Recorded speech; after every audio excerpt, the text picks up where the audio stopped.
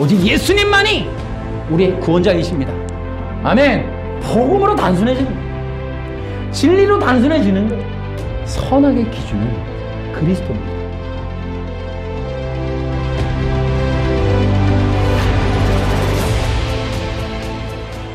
여러분, 그 12월 2일 날 나온 신문에 보면은 외로움, 시대의 병, 연결을 복원하라 이러는 이제 신문이 있었습니다. 기사가. WTO가 이제 긴급한 위협이라고 규정을 했어요. 이렇게 얘기합니다. 전 세계적으로 유행하는 외로움과 사회적 고립은 건강에 심각한 위협이 된다. 사회적 연결위원회를 통해 외로움을 글로벌 보건 과제 우선순위에 두고 해결책을 찾겠다고 밝혔다. 위원회를 이끄는 비베크 머시 미국 공중보건서비스단 단장은 외로움을 과소평가되고 있는 위협이라며 외로움은 오랫동안 정신적, 육체적 질병을 유발하는 그림자로 존재해왔다고 지적했다. 이렇게 기사가 나왔습니다. 또 거기에 웨스 데이머 박사는 이렇게 돼 있어요. 뉴욕타임즈에 중요한 것은 의미 있는 바쁨을 찾는 것이다 라고 이렇게 진단을 했습니다. 예, 그렇죠. 외로움이라고 병명이 생겼는데 외로움에 대한 그 해결책이 뭐예요? 의미 있는 바쁨을 찾아라 이렇게 돼 있어요. 또 이제 북유럽 사람들, 거기 사람들이 이렇게 얘기해요. 겨울철 해가 3시간 정도밖에 뜨지 않아 어두운 겨울로 유명한 스웨덴 북부 룰레오시에선 청년 주민의 45%가 외로운 문제를 겪고 있는 것으로 나타나자 시 당국이 안녕하세요 캠페인을 계획했다. 주민들은 서로 인사를 통해 상호작용을 유지하도록 한다는. 그럼 안녕하세요 인사 안 하나요? 그런 캠페인을 한다는 게 인간의 근원적인 외로움을 인사로 해결하겠다 이렇게 얘기를 하고 있습니다. 뭔가 어설프죠. 여러분, 제가 지난주에 뉴욕타임즈에 실렸던 신은 죽었는가에 대한 얘기를 했습니다. 그것은 포스트 모더니즘의 어떤 사인이고 공식적인 로고 같은 그런 역할을 했다 이런 거예요.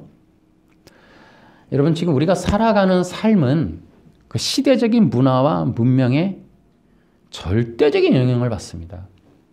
우리 기독교인이어도 그렇다는 거예요.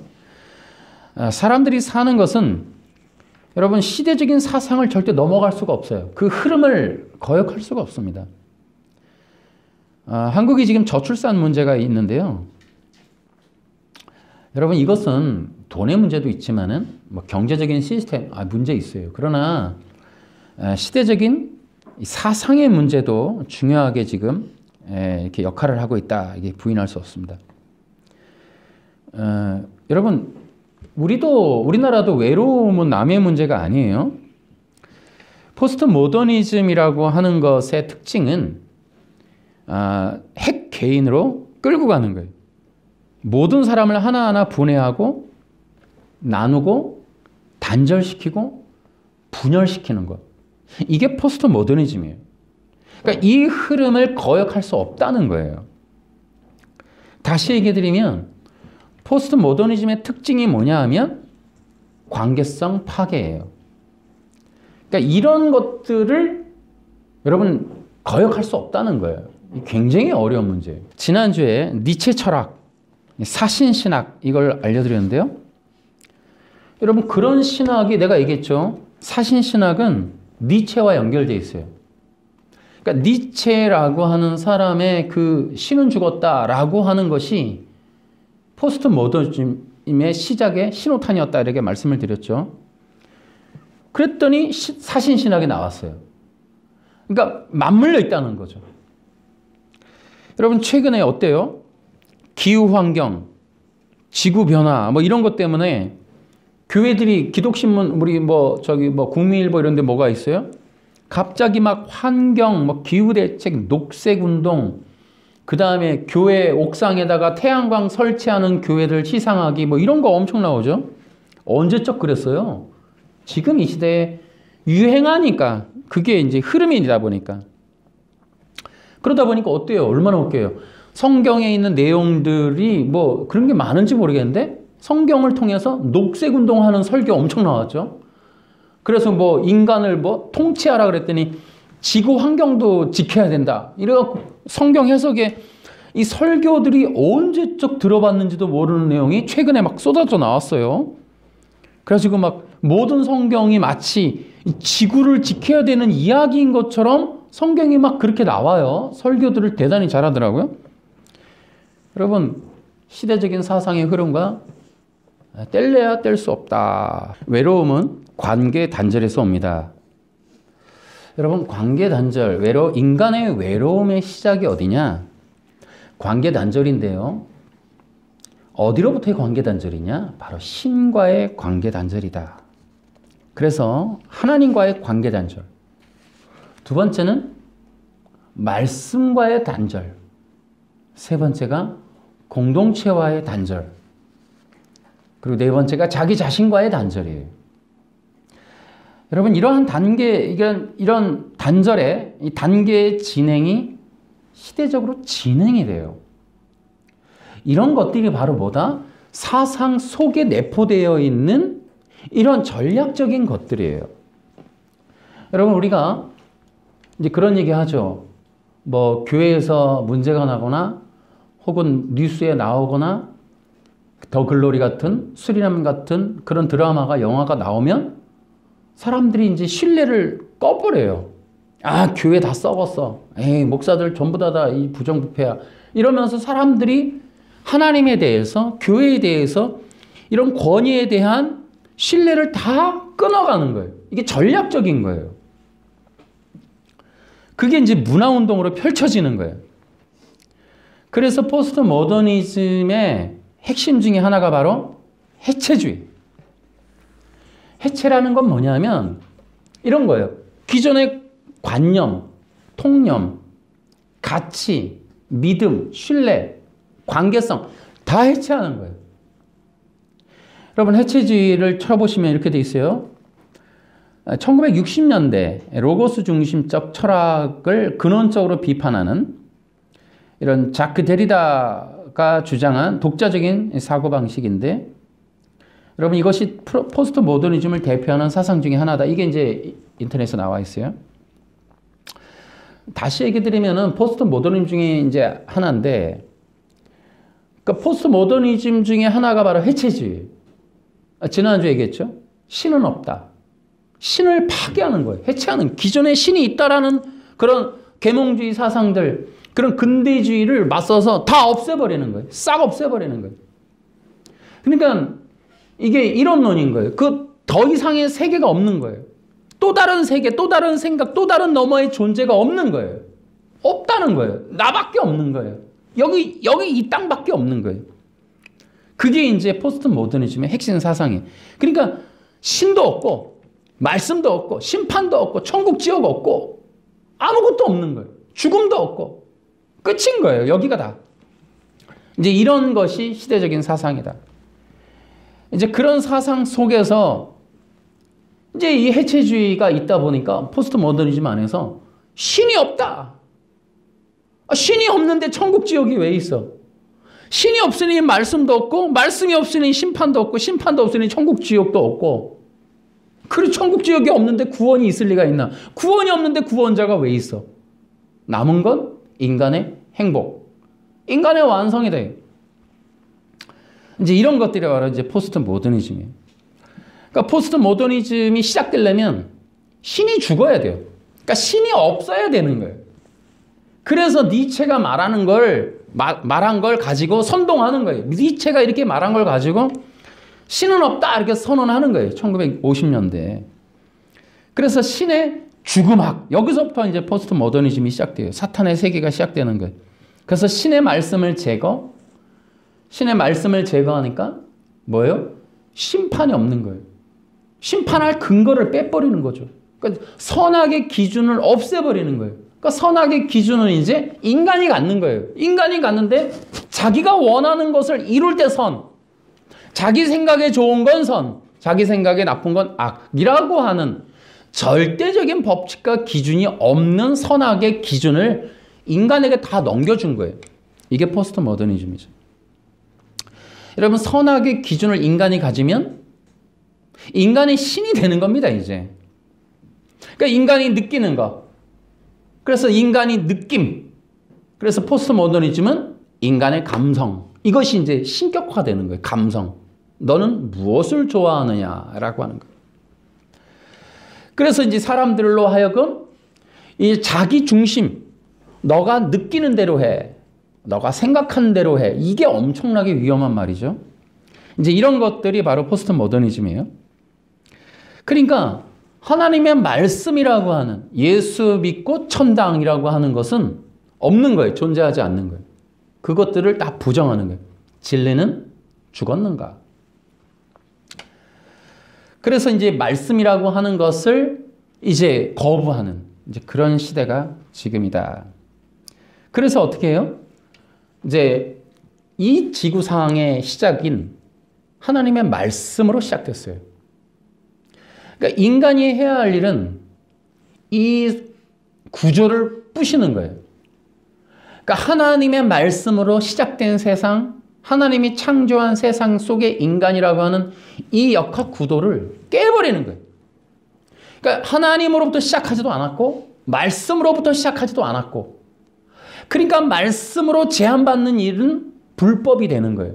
누군가에게 제한받고 또 누군가의 통치를 받는 일을 거부하는 이제 그런 것들을 인간 마음과 생각 속에 심어주는 것. 이제 이런 교육이 지금 포스트 모더니즘, 곧 인본이 되는 거죠. 인권. 그러니까 인권에 의해서 이제 인권이 뭐예요? 인간의 욕망의 해소란 말이죠. 그러니까 뭐예요?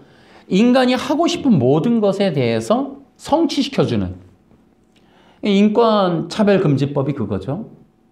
인간이 원하는 모든 걸 하도록 허락해주자라는 법이죠. 근데 우리 기독교가 왜 이거를 거부할까요, 여러분? 예를 들어 동성애자들을 사랑하죠. 동성애자들을 미워하거나 그렇지는 않죠, 기독교가. 그러나 여러분, 되게 재밌어요. 포스트 모더니즘이라고 하는 게 인간 각자가 선악을 가지니까 선한 거는 하지만 악한 것에 대해서, 남의 하는 일에 대해서 악이라고 규정하기가 어려운 거예요. 이걸 못하게 되는 거예요. 그러니까 사회적 통념이라고 하는 가치 기준에 의해서 우리 어르신들이 그렇게 옛날에는 그런 거 안 했어. 이제 이런 건 이제 금지돼 있잖아요. 지금 라떼로. 이건 금지돼 있단 말이에요. 하면 안 되는 거죠. 근데 이제 그러한 통념들, 라떼라는 게 이제 사라지는 거예요. 그런 걸 라떼를 제시하면 이제는 뭐 사회적인 이제 좀비가 되는 거죠. 꼰대, 좀비란 뜻이죠, 이게. 이제 이런 것들을 못하게 되는. 그러니까 그런 모든 것들을 제거하면서 인간이 원하는 것을 하다 보니까 어떻게 돼요? 인간이 하는 것을 못하게 막는 것에 대한 이 불법의 규정. 그러니까 역차별이라는 게 존재하는 거예요. 그러니까 인간이 서로가 다 원한 관계가 돼버리는, 다 서로가 마음에 안 드니까 자기 선에 의해서. 그러니까 어떻게 돼요? 지구는 생지옥이 돼버리는, 이게 이제 포스트 모더니즘이고, 그래서 포스트 모더니즘이라고 하는 것의 결말은 인간의 짐승화, 노예화가 되는 거예요. 거기에 이제 기계화가 되죠. 좀 있으면. 그래서 여러분 이제 사이보그랑 섞이는 거예요, 인간이. 그래서 인간이 이제 기계처럼 다루어지는 이제 그런 존재가 되어버리는 거죠. 어쨌든 이제 이것이 이제 포스트 모더니즘이에요. 여러분, 포스트 모더니즘, 시대적 사상 이런 것들이 기독교, 신학, 교회와 무관할까요? 그렇지 않아요. 절대적인 상관관계가 있어요. 여러분, 교회는 특이해요. 자, 기독교잖아요, 교회가. 여러 종류의 종교가 있어요. 근데 물론 다 조금씩은 영향이 있지만 교회가 유독이 앓는 질병이 하나가 있어요. 세속화라고. 그러니까 종교가 여러 개가 있는데 기독교만이 세상 유행에 제일 민감해요. 여러분, 불교 옷 바뀝니까? 머리 깎는 거 바뀌었습니까? 절간 위치 바뀝니까? 뭐 먹는 거 바뀝니까? 템플스테이 안 바뀌잖아요. 근데 교회는 안 그래요. 다 해체해요. 교회는 문화가, 모든 문화가 다 들어와요. 교회는 거의 문화의 천병 역할을 해요.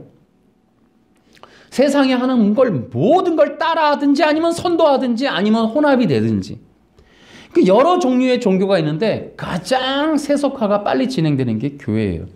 다시 말하면 교회는 세상 흐름에 민감하다라는 거예요. 여러분 성경 해석도 아까 얘기했죠. 모르겠어요. 불교도 녹색운동 하는지 워낙 산속에 있는데 모르겠어요. 교회가 얼마나 민감합니까? 신문 같은 거 보면. 세상 유행 북극에 얼음만 녹아도 당장 설교가 바뀌어요. 녹색운동으로. 그 다음에 태양광 설치하자. 태양광 설치하면 해결되나요? 모르겠어요. 탄소 어쩌고. 근데 어쨌든 세상에 굉장히 그래서 기독교의 문제가 뭐냐면 세상에 빨리 물들어요. 물론 양면이 이제 좋은 점과 나쁜 점이 있긴 하지만 어쨌든 기독교 최대 문제는 세속화예요. 얼마나 유행에 민감한지 몰라요. 그게 교회예요. 그래서 어떻게 한다? 여러분 교회는 시대적인 흐름과 문화와 직결되어 있어요. 상당히 깊은 연관성이 있어요. 교회는 많은 사람들을 불러 모아야 되는 생태적 한계가 있어요. 그러지 않으면 운영이 어려우니까. 그러다 보니까 수많은 사람들로 하여금 호응을 얻어야 되니까 문화를 빨리 받아들여요. 이게 다 고민이죠. 그래서 이제 이 교회가 세상 속에 어필하기 위해서 신학을 변질을 시키죠. 사신신학, 해방신학, 통일신학. 그러니까 성경 해석과 이론과 설교가 시대를 반영을 해요. 그리고 시대에 따라서 교회 스스로 변화를 계속 만들어낸단 말이에요. 다시 말하면 뭐예요? 절대 진리에 관한 내용을 하지 않아요. 여러분 그래서 제가 웨스트민스터 신앙 고백서의 내용들을 너무 맹신하지 말아야 된다. 혹은 좀 비판적 연구를 좀 해야 된다라고 제가 제기를 좀 했습니다. 여러분 이 도덕법이라고 하는 것도 그 영국 국교의 그 배경과 무관하지 않아요. 그때 그 르네상스와 무관하지 않습니다. 이 도덕법으로 아담의 구원이 결정된다고 하는 이 내용은 그 시대적인 철학과 무관하지 않습니다. 여러분 이것이 절대 진리가 될 수 없다. 이건 좀 비판적 연구를 다시 해야 된다. 한국 기독교가 1600년대 초에 영국 의회에서 그 정치적인 배경에 의해서 만든 그 외신서를 맹신한단 말이에요. 제가 지금 외신서 또 오늘 얘기하죠. 이게 또 비판적인 그런 사람들이 있다고요. 외신서를 마치 이거 신성시하는 그런 교단이나 그런 가르침이 너무 많아요. 그러니까 제가 요즘에 그 르네상스와 계몽주의 이런 책들을 좀 읽었는데 왜냐면 제가 이 도덕법 때문에 그래요. 이 도덕법을 공부하면서 중세 유럽의 이 철학들을 봤단 말이에요. 여러분 르네상스는 아리스토텔레스의 이 윤리학, 니코스마 윤리학하고 플라톤의 이 이데아 사상을 끌어올린 게 르네상스예요. 그 르네상스가 중세 유럽의 유럽 문명의 시작이에요. 지금도 진행이라고 합니다. 그게. 근데 그 르네상스의 이 시작점에서부터 이제 놀랍게도 바로 이 종교개혁과 외신서가 연달아 나온다고요. 저는 하여튼 꼭 여러분들이 이 외신서 나오는 그 무렵에 이 영국 의회의 이 정치 싸움, 청교도 혁명과 관련된 이 싸움들을 좀 봐야 된다. 이 영국 왕이 의회를 통해서 이 기독교 신자들을 정말 포용하거나 그러기 위해서 전략적으로 만들었던 이런 부분들을 좀 보면서 결국 도덕법으로 아담의 구원을 결정하는 이 규정들, 이것들을 다시 한번 비판 연구해야 된다. 현대 기독교는 포스트 모더니즘 속에 있습니다. 그래서 해체주의에 놓여 있다. 진리와 감성의 충돌, 믿음이냐 자기중심이냐 라고 하는 이런 것들과 지금 충돌이 나고 있는 그런 시대예요. 그래서 여러분 기억하십시오. 현대는 통념과 가치 기준이 전부 지금 해체되고 있어요. 굉장히 빠른 속도로. 여러분 TV에서도 우리가 그 어떤 소수 성애자들에 대한 그런 게 굉장히 많이 나오죠. 가치관이 다 깨졌죠. 성적인 관념, 가정관념 다 깨지고 있죠. 이런 것들이 이제 해체되고 있는 거예요. 이런 시대에 지금 기독교가 살다 보니까 기독교에게 요구하는 게 뭐예요? 또 얘기하지만 포스트 모더니즘이 기독교에게 요구하는 건 위로라는 거예요. 그래서 인간의 감성, 인간의 욕구 이런 것들 위에 기독교가 자꾸 재해석을 하는 거예요. 그 흐름에 빨려 들어가는 거예요. 그러다 보니까 기독교가 종교화가 되는 거예요. 기존의 기독교가 아니라 새로운 종교적 기독교로 전환되고 있는 거예요. 여러분 이런 것들 좀 어쨌든 철학, 사상, 문화에 대한 얘기예요. 그러다 보니까 두 가지가 있어요. 성경에 대해서. 첫째는 성경의 재해석. 성경을 재해석하는 거예요. 어떤 본문이든 요셉이 됐든 아브라함이 됐든 누구든 간에 그런 성경의 이야기, 심지어 예수님의 이야기를 활용해서라도 인간이 지금 듣고 싶어하는 이야기로 다 바꿔내는 거예요. 감성적인 이야기로. 만남, 소원 성취, 아니면 어떤 그 마음의 위로, 이런 것들을, 그런 어떤 인간의 상실된 마음을 위로하기 위해서 성경에 있는 어떤 내러티브라도 전부 재해석하고 있는, 기존의 주석으로 규정되어 있는 성경 해석이 전부 지금 쓸모가 없어진 시대예요. 지금은 주석을 보면 안 되는, 왜? 문화적으로 보면 이 문화의 흐름은 사람들이 바라는 건 위로기 때문에 감정에 대한 시대적인 해체에 대한 고통, 욕구의 그 불만족, 그 다음에 신격화가 안 된 부분, 이런 부분, 자기 생각, 자기 뜻이 통용되지 못하는, 인정, 칭찬이 사라진 그런 메마른 그런 것들에 대한 위로가 이 내러티브를 통해 전달되기 때문에 기존의 성경을 진리로 구조적으로 규정한 기존의 주석들을 이제 필요로 하지 않는다. 그래서 성경의 재해석. 그래서 성경의 내용들이 마치 진짜 저런 내용이 있었나 싶을 만큼의 신박한 그런 내용들을 개발하는, 그러다 보니까 그런 내용들이 그 본문에 있었냐를 보면 사실은 기독교가 아닌 거예요.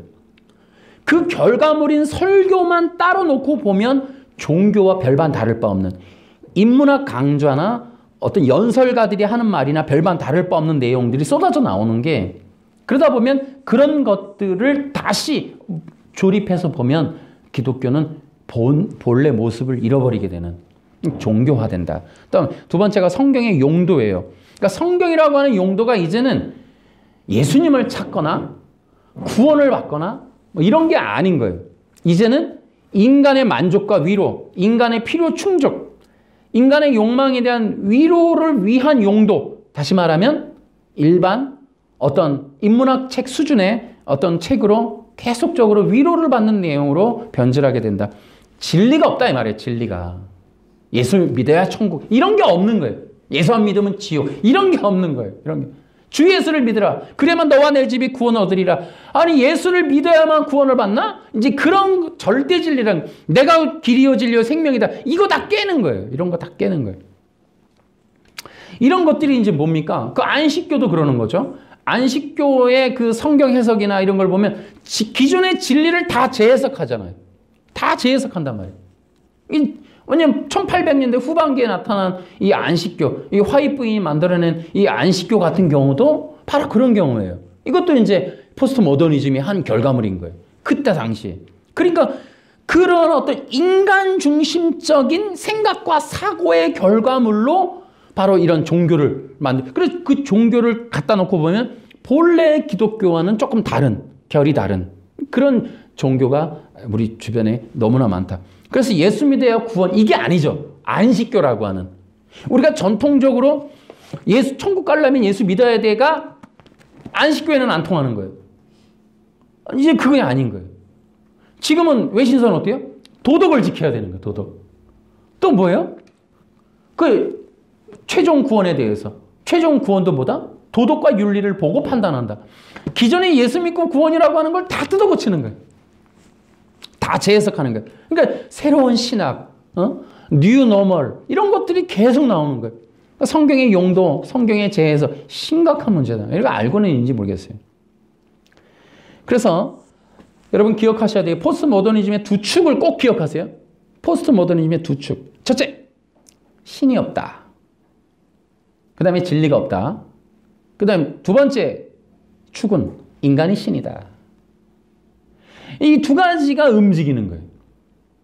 그러니까 신이 없고 진리가 없다라고 하는 거를 이거를 기반으로 움직이고 또 하나는 인간이 신이다라고 하는 이걸 포괄적인 어떤 그런 부분으로 이제 발전시켜 가는 거예요.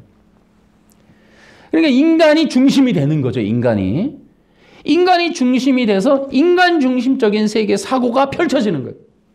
그러니까 성경이라고 하는 것도 뭐예요? 용도가 인간 사고의 중심으로부터 나온 이야기, 인간이 만든 설화, 하나님이 주신 말씀이 아닌 인간의 개발품, 인간으로부터 발생한 것, 그러니까 인간의 위로의 이야기들로 이게 이제 활용이 되는 거예요. 그러니까 성경 해석이 보세요. 하나님의 말씀이기 때문에 절대 진리란 말이에요. 그러니까 변하지 않고 영원하고 하나밖에 없어요. 절대 진리이기 때문에 구원과 영생이 결정되는 거예요. 이제 그게 성경이죠. 근데 인간으로부터 왔기 때문에 절대 진리라는 게 없는 거예요.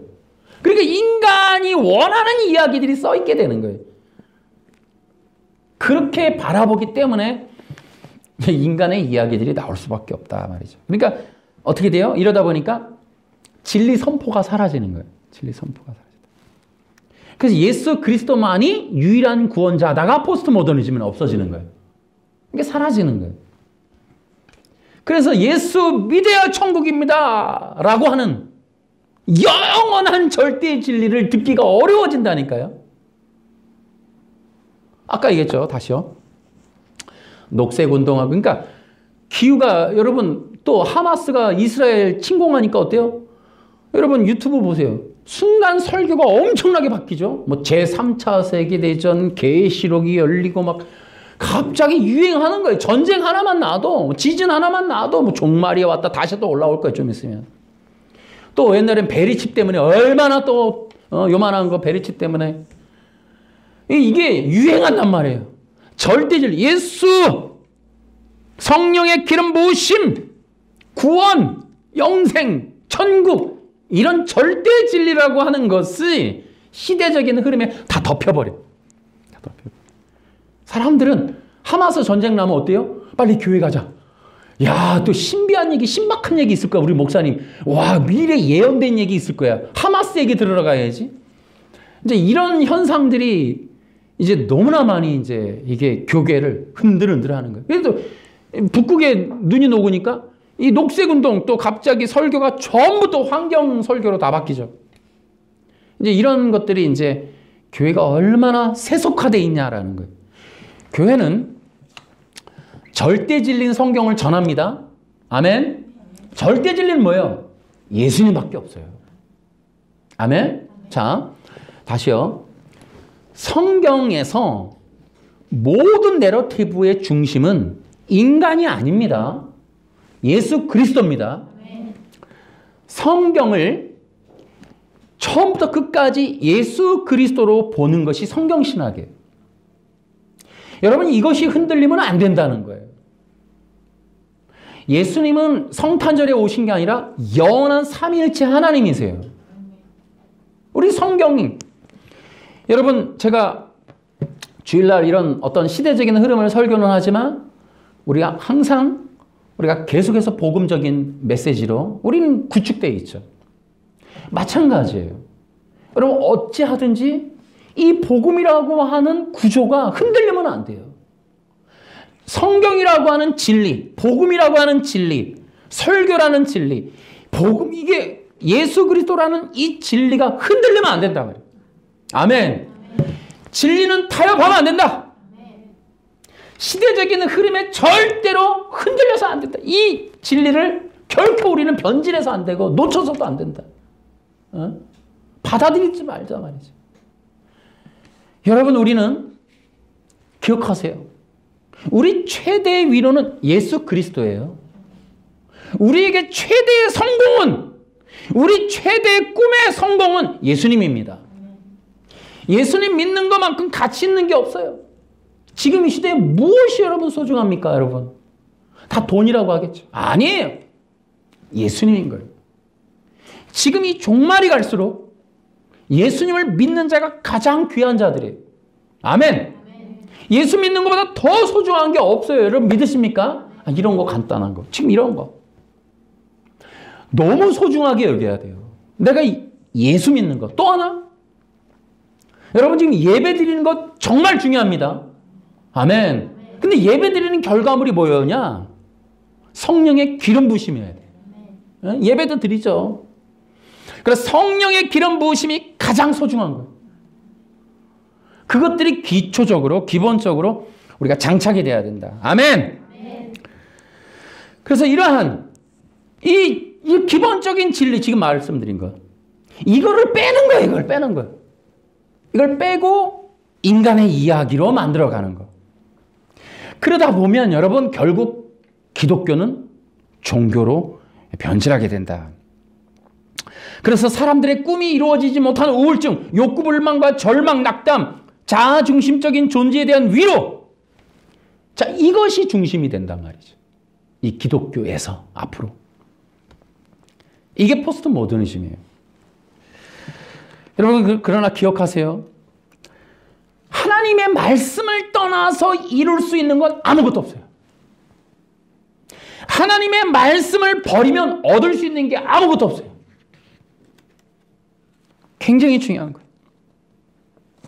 여러분 사탄의 거짓말을 믿으면 안 돼요. 너를 억압하는 거를 다 버려라. 너의 통치자를 버려라. 권위자를 벗어나라. 아버지의 집을 떠나라. 하고 싶은 대로 해라. 여러분 전부 다 거짓말이에요. 여러분 하나님의 말씀은 우리를 제한하는 게 아니에요. 따라서 해볼까? 하나님의 말씀은 우리를 자유케 한다. 아멘. 여러분 우리 기독교 너무 소중하다.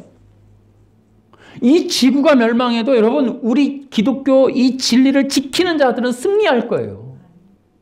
하나님의 말씀이야말로 우리를 자유케 합니다. 말씀이 없으면 짐승이에요. 여러분 법이 없는 세상을 생각해 보세요. 만약에 법이 없다고 생각해 보세요. 여러분 우리 못 나가요. 생지옥이 되는 거예요. 여러분 하나님의 말씀이 없으면 인간은 짐승이 됩니다. 여러분 그러나 하나님은 하나님의 말씀을 가지고 인간을 제한하는 게 아니라 인간을 구원하고 자유케 하려고 말씀을 주시는 거예요. 그러나 사탄은 장난을 쳐서 이 말씀이 인간을 억압한다고 거짓말을 했어요. 아니에요. 그 말씀이 우리를 구원하고 자유케 하는 겁니다. 그래서 여러분 놀라운 거는 기억하세요. 하나님의 말씀은 구원과 영생을 준다. 또 하나님의 말씀은 자녀의 권세를 준다. 또 하나님의 말씀으로 안식을 얻는다. 아멘. 자, 하나님의 말씀은 구원과 영생을 준다. 시작. 하나님의 말씀은 구원과 영생을 준다. 또 하나님의 말씀은 자녀의 권세를 준다. 하나님의 말씀은 영원한 안식을 준다. 아멘. 이런 것들을 우리 기억하자는 거예요. 이게 기독교란 말이죠. 근데 이 시대사조가 이걸 다 효용없는 것으로 얘기한단 말이에요. 그렇지 않다는 거죠. 여러분 사람들의 그 느끼는 감정, 감성에 대해서 얘기하는 거 여러분 다 받아들이면 안 돼요. 우리도 다시 한번 말씀을 드리지만 이 시대에 살아도 이 시대에 물들면 안 돼요. 세상 속에 살아도 세상 속에 있는 것들을 받아들이면 안 되는 거예요. 정신과 사상 속에. 우리 애들 특히. 우리는 이 세상 속에 살아도 흐름과 유행은 알아도 절대적인 진리, 말씀, 이 하나님의 놀라운 구원의 진리, 예수 그리스도를 지켜야 돼요. 아멘. 이거를 흔들리지 말자. 예배를 타협하지 말자. 복음을 타협하지 말자. 그러다 보니까 여러분 지금 어떤 일이 벌어져요? 기독교라도 교회라도 하나님의 뜻을 묻지 않고 관심 갖지 않아요. 또 하나님의 뜻에 귀를 기울이지 않아요. 듣지 않아요.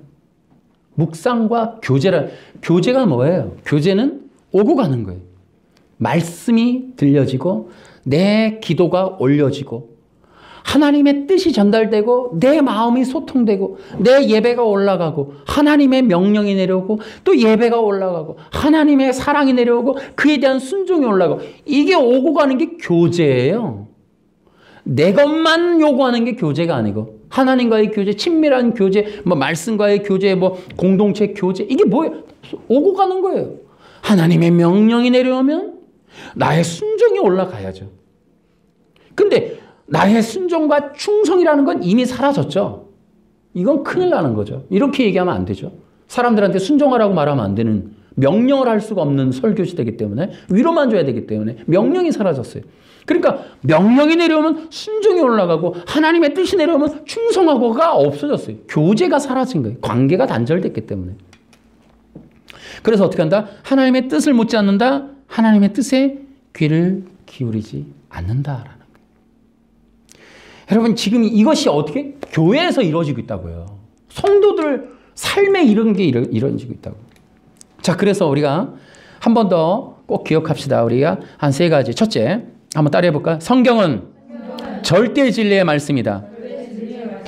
두 번째, 성경은 생명의 말씀이다. 세 번째, 성경은 삶의 기준이다. 아멘. 성경대로의 삶이라는 걸 여러분 기억하셔야 돼요. 왜? 우리 한번 기억하세요. 성경대로 사는 것이 가장 완전한 삶이에요. 아멘? 여러분 우리 어떻게 살 거예요? 어떻게 살아야 좋아요? 여러분 성경대로 사는 것이 좋은 거예요. 성경이 억압하는 게 아니고 성경대로 사니까 내 욕구가 제한받는 게 아니고 성경대로 사니까 우리가 온전케 보호받는 거예요. 여러분 이런 것들이 우리 속에 원활하게 지금 소통이 돼야 돼요. 그래서 시대가 흘러가도 우리는 끊임없이 성령 안에서 익어져 가야 돼. 신부로 그리스도의 군사로 익어져 가야 돼. 그래서 세상 속에 살아도 절대 세상과 타협하지 않는 사람들로 훈련되어져 가야 돼. 준비되어져 가야 돼. 세워져 가야 돼. 할렐루야.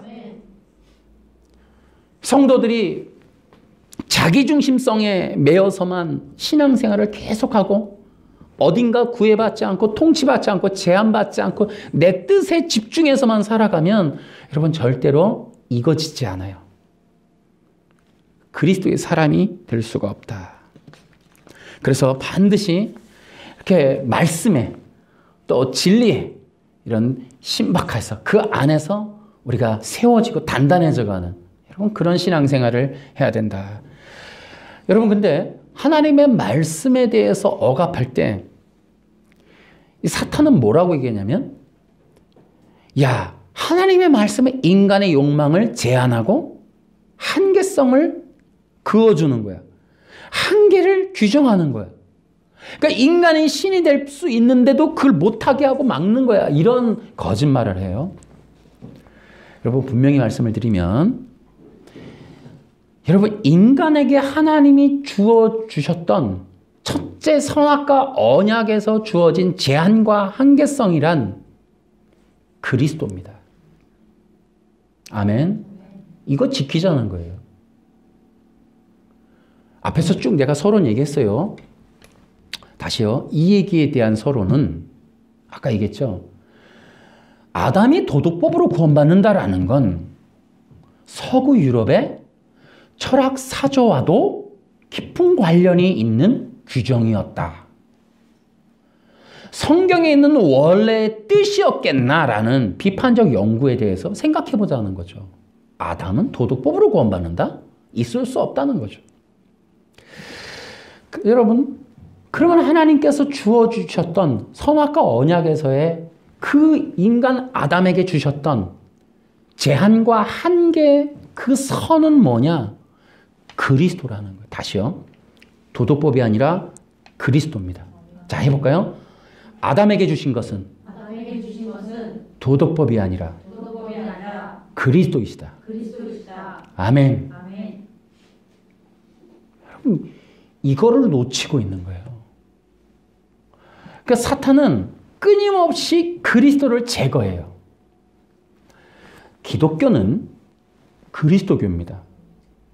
기독교는 그리스도 위에 서 있는 거예요. 다시요. 기독교의 능력은 그리스도이신 예수님에게 있는 거예요. 이거 붙드는 게 기독교예요. 아담에게 주신 게 도덕법이라고요? 아니요. 그리스도입니다. 선악과 언약에서 아담에게 주신 하나님의 절대 진리는 그리스도입니다. 그 진리를 떠나간 거예요. 그래서 신은 없다. 인간이 신이다가 뭐예요? 그리스도는 없다. 내가 그리스도다. 인간이 그리스도다. 그리스도라고 하는 그 하나님의 아들을 제거하고 인간이 그 아들의 역할로 아들의 자리로 올라가는 것. 이게 바로 범죄고 원죄라고요. 원죄. 여러분 이런 것들이 바로 사탄이가 다 바꿔놓은 거예요. 그래서 여러분 기억하세요. 신학, 사상, 철학, 문명은 뭐냐? 정체성이 뭐냐? 그리스도 없는 세상 만들기. 그리고 어떻게 하겠냐? 구원의 문을 막겠다는 거예요. 여러분 제가 칸트니 뭐니 다 해봤어요. 그랬더니 결국 이성 철학, 합리 철학, 경험주의 전부 인간이에요. 인간이라고 하는 인본. 어디로부터? 그리스. 플라톤은 어디로부터? 영지주의로부터. 영지주의는 어디? 사탄이 어디서부터? 에덴 동산에서부터. 인간이 신이 될 수 있다. 인간의 근원성으로부터 시작한 사탄의 문명이 바벨탑에서 유럽으로 넘어가서 그것이 이제 고대 그리스에서 유럽으로 넘어가서 유럽의 문명은 철학의 근원은 이성 철학, 도덕 문명, 인간 중심적인 인간의 눈으로 바라본 세상. 이런 것들이 바로 미국으로 넘어가니까 어떻게 됐다? 거기서 신지학이 나오고 3대 미국 기독교 이단이 거기서 다 나왔다. 그리고 지금도 신복음주의, 신정통주의는 독일, 신복음주의 미국 플러신학교, 신복음주의에서 이제 신사도 운동, 비냐드, 뭐 인간의 신비주의와의 이 연합. 그래서 사탄의 신비주의와의 연합, 그 연합을 통해서 인간의 신격화, 인간의 자유, 인간 중심적인 구원의 방법. 이런 것들, 신사도는 더 무서운 게 뭐예요? 인간 중심적인 성령 운동. 이거 너무너무 무서운 거죠. 이제 이런 것들이 이제 우리 속에, 우리 주변에서, 우리 기독교 안에서 놀라울 정도로 퍼져 있다. 만연화되어 있다. 이런 것들을 우리가 피해서 다 필요 없다. 오직 예수 그리스도. 우리 인간, 내가 아니다 말이죠. 나는 신이 아니요. 오직 예수님만이 우리의 구원자이십니다. 아멘. 복음으로 단순해지는 거예요. 진리로 단순해지는 거예요. 아멘. 마지막 시대 남은 거 없다 말이죠. 저는 그렇게 하고 싶어요. 저는 오직 하나, 예수 그리스도. 도덕법이니 우리 그런 거 구조적인 거 너무 그런 거 의지하지 않는 거예요. 성경 자체. 성경은 오직 예수 그리스도. 그래서 여러분 이 성경의 선악의 기준이 뭐냐? 여러분 도덕법이니까 성경이 도덕적인 기준을 갖고 있다는 거죠.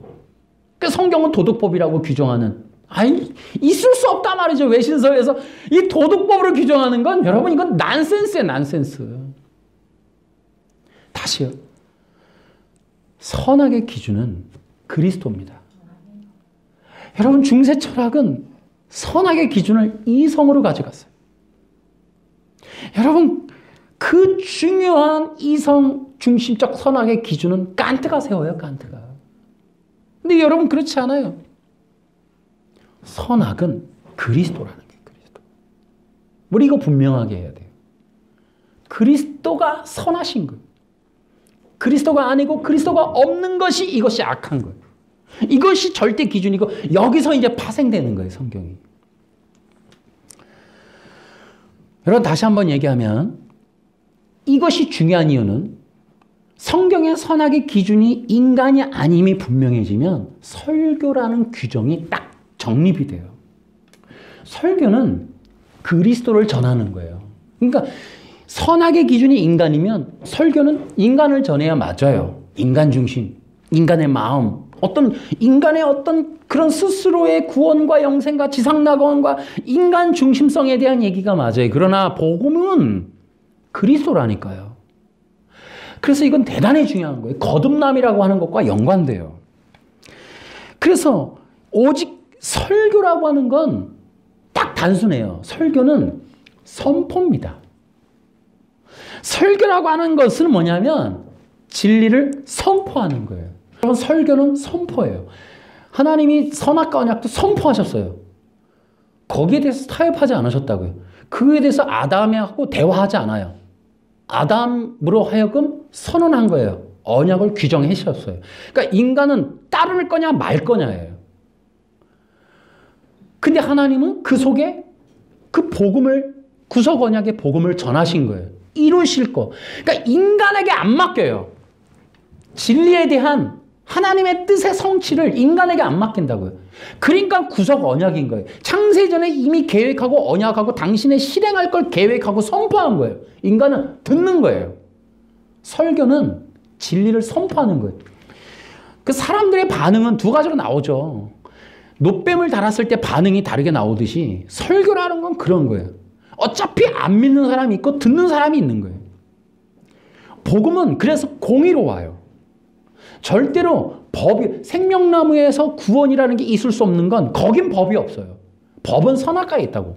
선악과를 먹을 거냐 말 거냐 있는 거지, 그 생명나무를 먹었더라면 아니요, 거기는 구원이 없어요. 생명나무는 법이 없어서.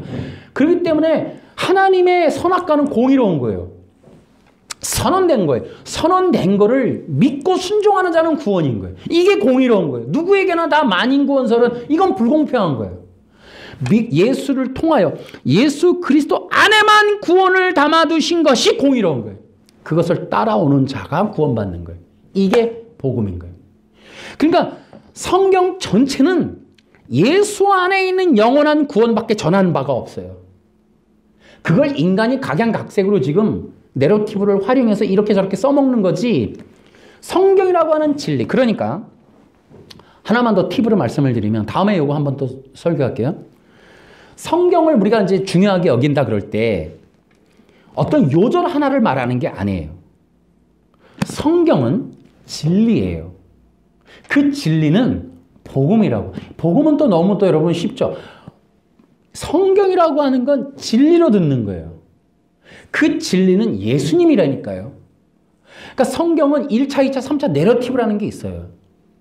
그러니까 성경이라고 하는 건 이면적인 기독교, 표면적인 기독교가 있는 거예요. 그러니까 성경에 내러티브가 있어도 그 내러티브 속에는 진리가 있지 않아요. 그러다 보니까 어때요? 본문 하나 갖고 목사님들이 10,000명이면 10,000개의 설교가 나오죠. 그건 진리가 아닌 거예요. 표면적인 이야기는, 내러티브는 단지 인간에 대한 얘기. 그러나 내면에 예수 그리스도의 복음이 거기에 담겨 있죠. 그러니까 성경은 진리인 거예요. 진리는 그리스도예요. 근데 하나님은 어떻게 하셨냐? 하나님이 갈라디아서에 아브라함에게 복음을 전할 때 어떻게 해요? 예수 그리스도를 전해요. 그러니까 하나님의 영원한 흐름은 그리스도에게 있어요. 그걸 전하는 게 설교라고요. 그것이 복음이라니까요.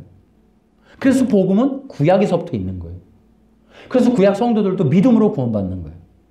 근데 구약에 어디에 예수님 얘기가 있어요? 어디 예수 믿고, 그게 안에 있다고요. 안에. 구약 내러티브 안에. 설교는 표면적인 이야기로 수많은 만담을 만들어내는 인문학 얘기가 아니라 영원히 변치 않는 구원의 진리를 찾는 거예요.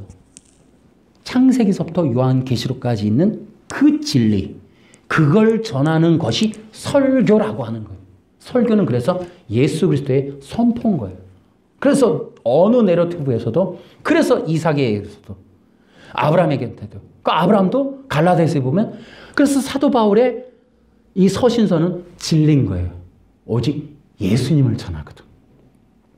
그래서 갈라디아서 보면 얼마나, 두 여자는 두 언약이니, 그리고 그리스도를 끄집어낸다고. 구약에서. 그리고 아브라함도 아브라함의 언약을 해설하며 3장에 가면 그 자손은 곧 한 사람이니 한 사람이 그리스도. 그러니까 사도 바울의 구속의 이 구약의 해석도 진리란 말이에요. 한 사람 그리스도를 초점 선포하는 거예요. 그러니까 그 그리스도 중심적인 거예요. 여러분이 성경 진리를 따르라는 건 딱 그런 거예요. 우리의 중심성에 이 가운데 그리스도가 새겨지는 거예요. 아멘. 세상 사상은 끊임없이 이 내러티브 갖고 장난쳐서 사람들 다 속이지만 여러분, 그런 게 위로가 되지 않아요. 그 내러티브 몇 마디 재미난 얘기 들었다고 위로되지 않습니다. 우리 인간의 영혼의 생명의 양식은 그리스도인 거예요. 아멘. 우리의 주인은 그리스도이십니다. 그래서 분별력을 가지셔야 돼. 그리고 성도들도 단순해져야 돼. 단순해지려면 방법은 하나, 성령의 기름 부음밖에 없어요. 그 기름 부음으로 어떻게 단순해지냐? 예수님의 이야기로 여러분들이 충분해져야 돼. 설교가 예수님, 그걸로도 여러분이 매번 기쁨이 넘치셔야 돼. 찬양할 때도 예수님으로, 예배할 때도 예수님으로, 여러분의 삶에서의 기도도 예수님으로, 여러분의 소원과 갈망과 갈증과 사모함이 그리스도인 걸로, 그것이 여러분의 기쁨이 돼야 돼. 그러려면 기름 부음밖에 없어. 아멘. 그 기름 부음이 여러분의 삶에 끝까지 어떻게 한다? 그리스도로 인도하는 거예요. 그리스도에게로 가까이, 한 걸음 더 가까이. 그리스도에게로. 우리는 이 땅에 사는 동안 끝까지 가도 가까이 못 가요. 완전한 연합이 안 돼요.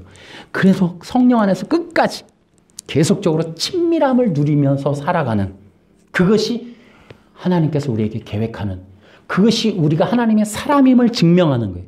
끝없이 우리의 예배와 우리의 말씀과 우리의 삶의 중심이 그리스도인 것으로 나타나는 것이 성령 받은 거듭남, 그러한 하나님의 자녀임을 드러내는 거예요. 그래서 끝없이 그리스도와의 교제성으로 충만해져서 익어져가는, 그것이 바로 성도들이다. 그것이 우리 신앙생활이다. 그것이 포스트 모더니즘을 이겨내는 유일한 길이다. 단순해져야 된다. 아멘. 여러분, 포스트 모더니즘 얘기했죠. 그럼 이후 시대 신이 없다 그랬죠. 말씀이 없다 그랬죠. 그래서 여러분 기억하셔야 돼요. 이제 우리가 이제 여기서 섣불리 말하기는 어렵지만은 이제는 기독교가 해체돼요. 마지막 시대는. 여러분 보십시오. 지금 주례사 없죠. 결혼에. 주례사 없어졌어요. 일반적인 주례사든 교회에서 하는 목사님 설교든 주례사 없어졌어요. 듣지 않습니다. 여러분 이런 거예요. 교회도 설교가 없어진다니까요. 지금 이제 막 인문학 설교를 하니까 재밌잖아요. 근데 이게 딱 때가 지나가면 그것조차도 듣기 싫어져요. 사람들이 이야기를 듣기 싫어해요. 누군가로부터 듣는 거 싫어해요. 얻어내는 거 밖에는 관심이 없어요. 느껴지는 거 외에는 관심이 없어요. So what? 그래서 나한테 이득이 뭔데? 뭘 줄 건데? 여기에 관심이 많이 생긴다. 그래서 어떻게 된다? 이제 교제라는 게 사라져요. 하나님과의 영적 교제가 사라진다. 기억하십시오. 성령의 기름 부음이 이제 막혀요. 기름 부음이 막혀요. 교제가 없는 거로 마음이 전부 핵 개인, 전부 다친단 말이에요. 다 다쳐요. 귀도 다쳐요. 마음도 다쳐요. 다 다쳐요. 관계성도 다치고. 다치다 보면 이제 어떻게 돼요? 자기 욕구에 관해서만 문을 빼꼼히 열죠. 그래서 절대로 기름 부음이라는 게 사라져요. 여러분 지금서부터 대비하십시오. 성령의 기름 부음 안에서 익어지십시오. 익어지셔야 돼요. 그래서 이제 우리는 예수 그리스도의 복음으로 충만해져야 된다. 그러니까 기억하세요. 예수님을 그리스도로 믿는 것 넘어서서 뭐예요? 영접하는 것. 마음속으로 받아들임. 그것이 중요한 거예요. 믿고 받아들이는 거예요. 그래서 예수님이 하나님이라고 믿고 구원자라고 믿고 나의 로드 주인이라고 믿고 받아들이는 거예요. 아, 이거 되게 어렵습니다. 지금은 이거 자체가 다 해체됐단 말이에요. 거부당하는 시대인데 여러분들은 대단한 거예요. 이 시대 사람이 아닌 거예요. 예수님을 하나님으로 믿고 영접하고 그분을 구원자로 믿고 영접하고 따르고 순종하고 모셔드리고 주인이라고 인정하는 나의 로드, 나의 주님이십니다라고 고백하는 여러분 대단하단 말이에요. 여러분 예수님이 여러분의 주님이십니까? 네. 할렐루야! 네. 그렇다면 여러분은 가장 큰 성공을 거둔 사람이 이미 끝났어요. 이미 인생 성공하셨어요. 다른 성공을 하려고 꿈꾸지 마세요. 그 모든 건 이제 주님 손에 간 거예요. 하늘에 나는 공중의 새와 들풀 아버지가 알아서 하셔요. 이제 여러분의 삶은 주님의 것이에요. 주인이 알아서 하시는 거예요. 아멘. 여러분의 주인 잘 만나셨어요. 그분이 예수님이세요. 그 예수님이 영원한 하나님이십니다.